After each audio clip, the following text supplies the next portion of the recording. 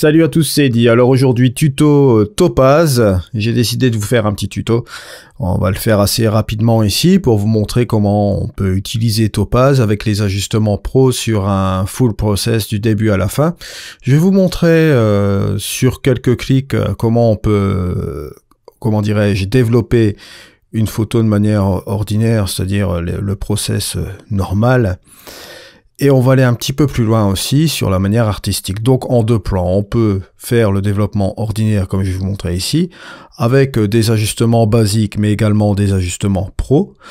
Je vous rappelle que ces ajustements pro, vous pouvez les télécharger et les tester pendant un mois gratuitement en version d'essai.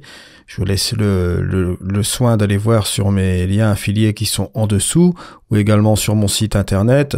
Si vous désirez faire l'acquisition d'un de ces ajustements pro, n'oubliez pas que vous avez une réduction de 15% avec mon code EDDYKINOL. Et sans plus tarder, nous allons aller dans ce tuto. Alors vous êtes prêts? On y va? C'est parti! Alors voilà, ici donc j'ai sélectionné pour vous cette photo de Sainte Agnès. Je trouvais cette composition assez intéressante et je me suis dit pour cette photo-là, on va faire un petit développement assez simple et rapide.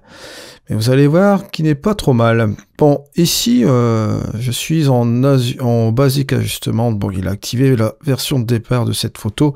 Elle est ici. Hein. Vous savez très bien que dans Topaz, c'est très plat. Mais on va rattraper tout de suite de la texture, des contrastes et tout ça vite fait. Vous allez voir, ça va aller vite. J'ai commencé par le Basic Adjustment, j'ai fait quelques ajustements vite fait, vous voyez. J'ai réglé ma clarté mais au niveau contraste milieu. J'ai fait mes ombres et mes hautes lumières et mon point blanc et point noir. J'ai fait aussi également la balance des blancs.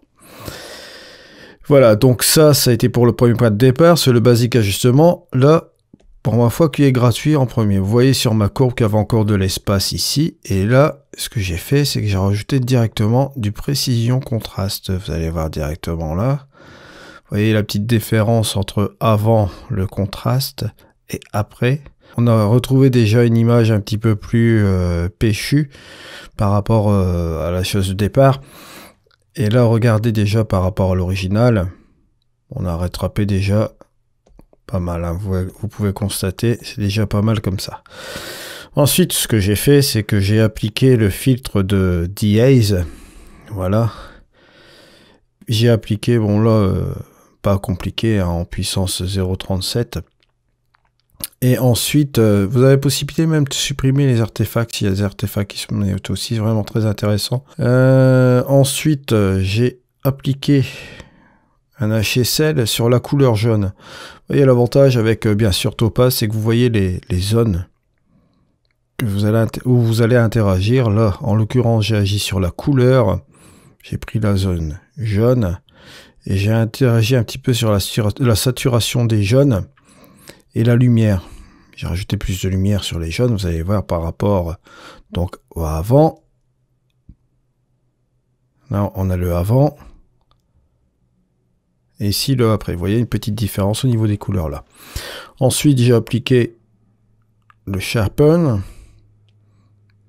J'ai pris la version lance des blurs. J'étais à 0.50 avec un niveau de protection à 0.16. Voilà. Ça, on va dire, c'est pour une version un petit peu plus ou moins finale par rapport à l'original. Regardez, vous avez celle-ci. Et on part là, vous voyez, version plutôt colorée, assez sympa. Avant, après. On va dire que c'est vraiment un petit truc assez sympathique, j'ai trouvé ça bien. Comme vous pouvez le constater, c'est un petit développement rapide, vous voyez, ça prend même pas 5 minutes d'arriver de là à là. Ça vous permet de faire des développements assez sympas. Voilà un petit peu le process que j'ai fait pour vous montrer un petit peu comment on peut interagir directement en Topaz avec quelques filtres. Vous voyez, 1, 2, 3, 4, 5. Avec 5 filtres ici, on a réussi à faire un développement assez sympa en quelques clics. Voilà. Ensuite, j'ai décidé d'aller un petit peu plus loin. Là, sur ces 3 filtres-là, j'ai décidé d'interagir sur le côté plutôt créatif, artistique, pour s'amuser un petit peu, on va dire, avec l'image, hein, pour avoir un niveau un petit peu plus graphique. Et vous allez comprendre pourquoi. J'ai utilisé le smudge, regardez, le filtre smudge. Hop, vous voyez un petit peu la petite différence entre le avant et après.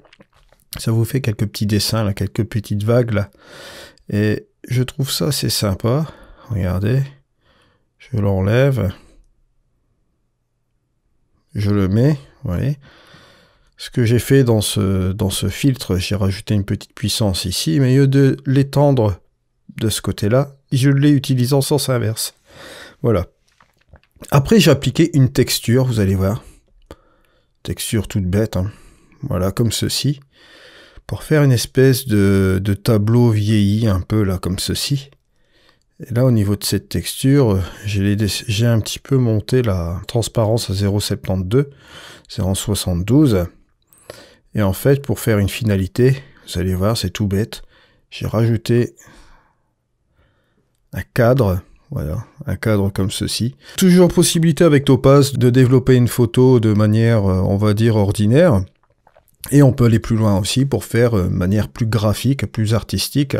C'est l'objectif aussi de Topaz. C'est un petit tuto qui vous permet comme ça rapidement de vous faire la main avec.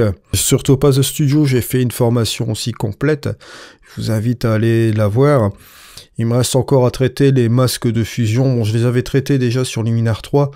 On va retrouver un petit peu ici dans, comment dirais-je, dans Topaz, vous voyez, pas mal de masques de diffusion sont assez vraiment complets, là, ici.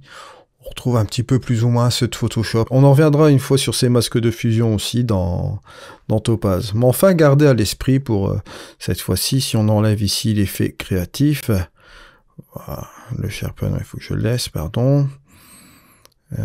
Hop, avec le Digital Frame que j'enlève.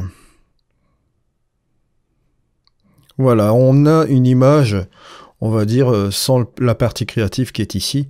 Regardez par rapport à l'original. L'original, bon, forcément, on part d'une partie plus ou moins plus plate. Hein. Le développeur RAW, comme je vous avais dit, Topaz Studio, est vraiment plus plat que les autres. Mais bon, à l'origine, quand on arrive au résultat final, on arrive à un résultat assez sympa. Moi, je trouve ça bien. Regardez, avant, après. Et bien sûr, bien entendu, vous avez toujours la possibilité de jouer aussi avec les masques dans Topaz, ce qui est très très intéressant. Vous avez ici tout ce qui est masquage par luminosité ici, vous voyez, sur le côté. Je vous invite à aller sur la formation qui a été faite sur Topaz. Au niveau des masques, je l'ai traité déjà plusieurs fois sur les précédentes vidéos. Voilà, donc tuto rapide cette fois-ci avec ce développement de cette mine, comme vous pouvez le constater ici. Et à vous de jouer maintenant avec Topaz. Je vous rappelle que la base de Topaz Studio est gratuite. Avec Topaz, ce que vous avez les ajustements qui sont ici. Tous ces ajustements qui sont là sont gratuits. Et vous avez également cet ajustement d'image layer là pour faire un mélange de photos, de deux photos, qui est gratuit aussi. Et ici, tous les ajustements pro, bien sûr, sont payants, mais vous avez toujours une version test. Vous pouvez les tester pendant un mois. Ce que vous pouvez faire, c'est tester 2-3 filtres, ou bien 3-4 filtres comme ceci. Vous les testez pendant un mois, vous voyez ce que ça vous donne. Après, vous faites un autre test sur les autres, comme ça fait un deuxième mois, puis encore un troisième mois avec un autre bazar. Et vous voyez un petit peu ce qui vous intéresse. Et je vous rappelle, bien sûr, si vous voulez les acheter, vous avez toujours la possibilité d'avoir 15% avec mon code Edikinol. Voilà, comme ça c'est dit. C'est un lien affilié. Question de transparence, bien sûr. Donc voilà, c'était le tuto aujourd'hui, vendredi. J'ai décidé de vous faire un petit tuto Topaz Studio. C'est vrai que ça fait un moment que j'en avais pas fait. Donc voilà, on va se retrouver bientôt sur la chaîne aussi, sur Luminar Flex. Je vous en parlerai un petit peu plus en détail la semaine prochaine. On va faire un tour d'horizon un peu de ce logiciel qui est ni plus ni moins la même chose que Luminar 3, bien sûr, mais sans la bibliothèque, et ça fonctionne en tant que plugin. Je vous invite à aller voir sur mon site internet.